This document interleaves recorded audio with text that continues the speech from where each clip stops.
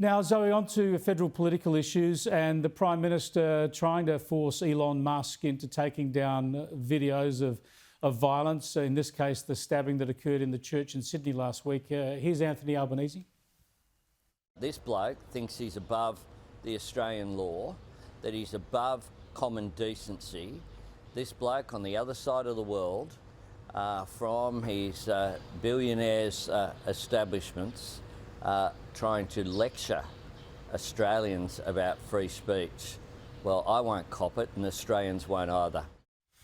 Yeah, well, I don't know whether that sort of sparring helps anybody, but should Australia have the sovereign right to bar videos going up on social media?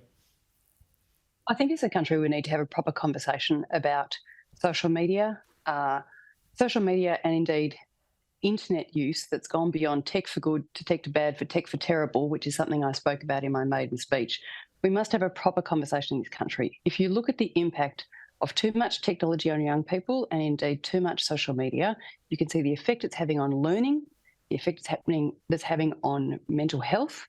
But then it goes beyond that. It's the effect it's having in terms of danger, in terms of child sexual abuse material, and then beyond that in terms of extremism, going down the rabbit hole, the dangers that provides to people, and equally the risk we have of foreign interference.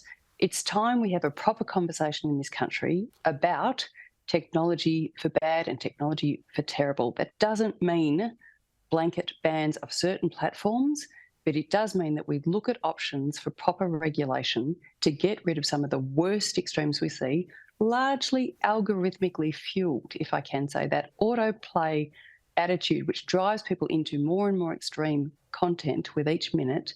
That's where we need to pay attention to make sure that we are keeping conversations informed, civil, and that in fact free speech is based on availability to all speech rather than just the ones that the algorithms or the platforms choose to throw up. But this is the problem, right? This is a complex area, and I feel that there's all sorts of double standards and Trojan horses being used here. For instance, Anthony Albanese wants this video of the stabbing taken down. Now, we don't want, violent crimes videos around the internet, but in defence of that, it's something that happened. It's something that was live streamed. It's something that was captured.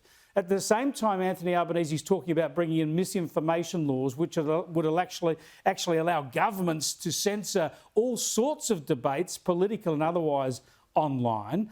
And at the same time, Anthony Albanese seems to be doing nothing about hate preachers whose videos are still online in this country, demonising Jewish people and other infidels and encouraging people towards violence. So this whole suite of rhetoric and intent doesn't quite add up.